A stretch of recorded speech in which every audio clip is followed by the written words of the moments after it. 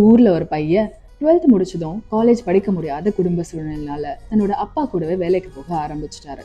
துபாயில இருக்கிற சித்தப்பா திடீர்னு கால் பண்ணி, நீ பேசாம துபாய்க்கு கிளம்பி வாயேன், நான் உனக்கு வேலை வாங்கி தரேன் அப்படின்னு சொல்றாரு. ஒரு கம்பெனில கிளீனரா பெருக்கி தொடச்சா போதும்னு ஒரு வேலை கொடுக்குறாங்க. நிஜமாவே ரொம்ப கஷ்டமா தான் இருந்துச்சான். ஒரு கட்டத்துல கிளீனிங்னா டாய்லெட்டும் சேர்த்துதான் நீ கழுவணும்னு சொல்லி வேலை வாங்கியிருக்காங்க. சின்ன வயசு, கூட படிச்ச எல்லா பசங்களும் காலேஜ் போயிட்டு வாழ்க்கையோட சந்தோஷமான கட்டத்தை மட்டும் இவர் இழக்கல, தன்னோட காதலையும் கனவையும் சேர்த்து தான் இழந்திருக்காரு. குடும்ப பாரத்தை அப்பாவோட சேர்ந்து தானும் சுமக்கணும் அப்படின்ற ஒரு வெறி, என்ன வேலை கிடைச்சாலும் பரவாயில்லன்னு செய்ய ஆரம்பிச்சிருக்காரு. கிளீனரா இருந்து அதே கம்பெனில டிரைவரா, இன்னைக்கு வேற கம்பெனில வாட்ச்மேனா வேலை பார்த்துட்டு இருக்காரு. பிரசவ வலி கூட 10 மாசம்தான். ஆனா இந்த ஆண்களோட வலி ஆயுள் முழுக்க இருக்கும்.